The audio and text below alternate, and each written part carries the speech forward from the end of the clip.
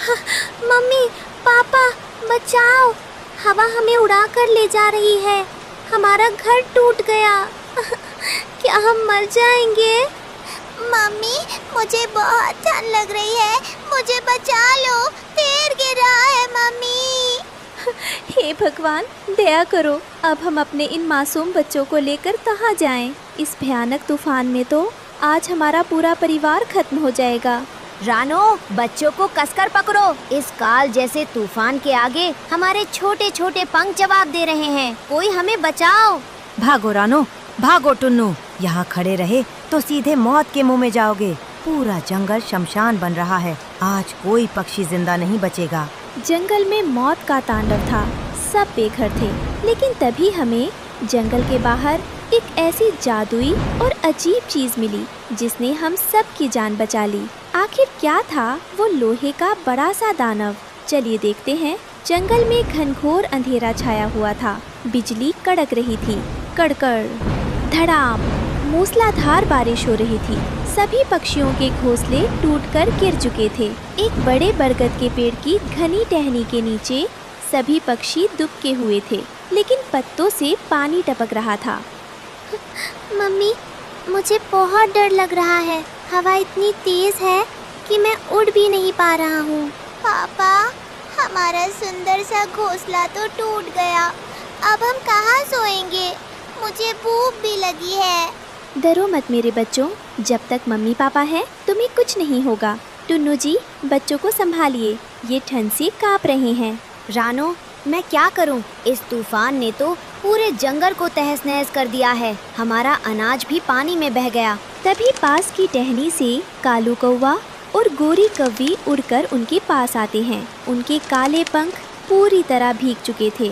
काओ काओ। अरे टुन्नू भाई, सिर्फ तुम्हारा ही नहीं, नीरा और गोरी का पक्का घोंसला भी उस बड़ी डाली के साथ गिर गया। अब इस बूढ़े बरगद के पास भी हमें छुपाने के लिए जगह नहीं बची है। सही कह रहे हो जी। ऊपर से ये बबली कबूतरी रोए जा रही है। बबली, अब रोने से क्या, घोंसला वापस आ जाएगा। गुटरगू, गुटरगू, गोरी बहन, मैं क्या करूं? मेरे घोंसले में 2 छोटे छोटे अंडे थे, सब बह गए। मैं तो पूरी तरह बेघर हो गई।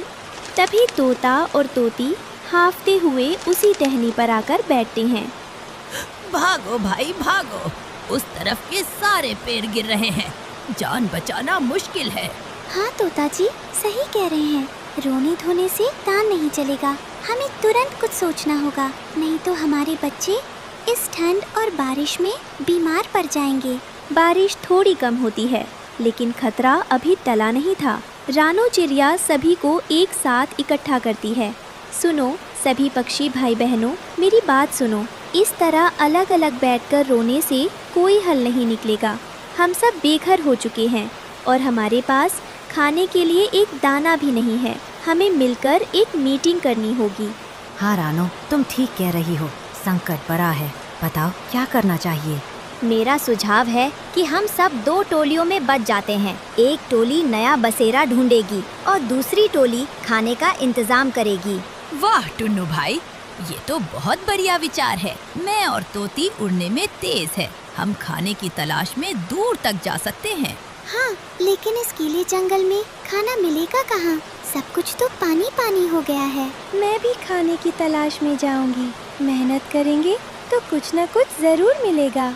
ठीक है, तोता, तोती और बबली बहन भोजन ढूंढेंगे और मैं, टुन्नू जी, कालू भाई और गोरी बहन नया आशियाना ढूंढेंगे। बच्चों को यही बरगद की ओट में छोड़ देते हैं। मम्मी, पापा, जल्दी आना, हमें डर लग रहा है। बस अभी गए और अभी आए मेरे बच्चों।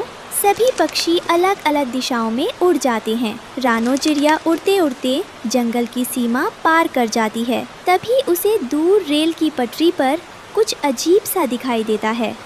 अरे वो सामने क्या है? एक बहुत बड़ा लोहे का डिब्बा, हरा और लाल रंग का। ये तो इंसानों की छुक छुक गाड़ी मतलब ट्रेन का डिब्बा लगता है। चलो पास जाकर देखती हूँ। रानो उड़कर ट्रेन के डिब्बे की खुली हुई खिड़की पर बैठती है। अंदर का नज़ारा देखकर उसकी आंखें खुली की खुली रह जाती हैं। ओ मेरे भगवान, ये तो चमत्कार हो गया। ये डिब्बा तो ऊपर से पूरी तरह ढका हुआ है, न धूप का असर न बारिश का डर। और अरे ये क्या, इसके अंदर तो जूट की बोरियां रखी हैं। अरे वाह, इसमें तो गेहूं और चावल के दाने भरे पड़े हैं। रानो बिना देर किए वापस जंगल की तरफ उड़ती है, जहां बाकी पक्षी खाली हाथ और उदास बैठे थे। रानो हाँफती हुई बरगद के पेड़ पर पहुंचती है। सुनो सुनो, सब लोग खुश हो जाओ, मुझे एक जादुई जगह मिली है। क्या बात कर रही हो रानो? क्या तुम्हें कोई सुरक्षित गुफा मिली या कोई बड़ा खोखला पेड़ मिला? नहीं नहीं, पेड़ और गुफों से भी 1000 गुना बेहतर जगह। जंगल के बिल्कुल बाहर पटरी पर एक खाली ट्रेन का डिब्बा खड़ा है।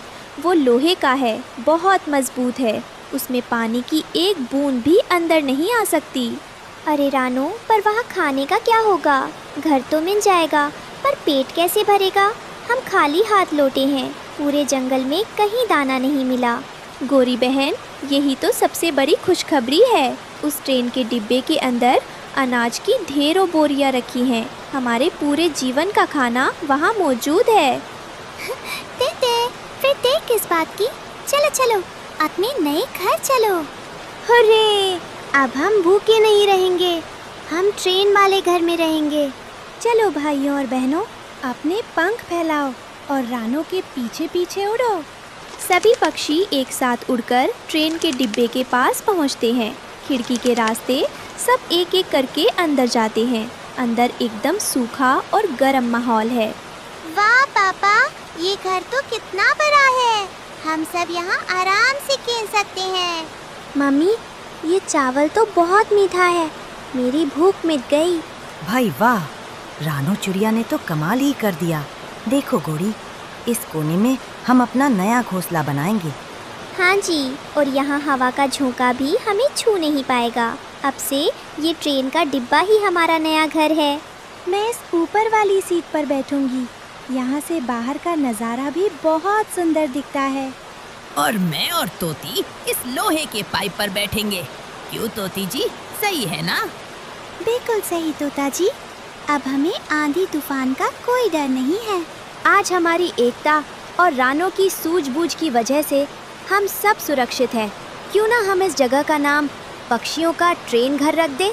हाँ, पक्षियों का ट्रेन घर। बाहर बारिश तेज हो जाती है, लेकिन ट्रेन के डिब्बे के अंदर सभी पक्षी सुरक्षित पेट भरकर खाना खा रहे थे और खुशी खुशी चहक रहे थे। सबकी परेशानी दूर हो चुकी थी। संकट के समय घबराने के बजाय यदि सब मिलकर एकता और सूझबूझ से काम लें तो बड़ी से बड़ी मुश्किल का हल भी आसानी से निकल आता है।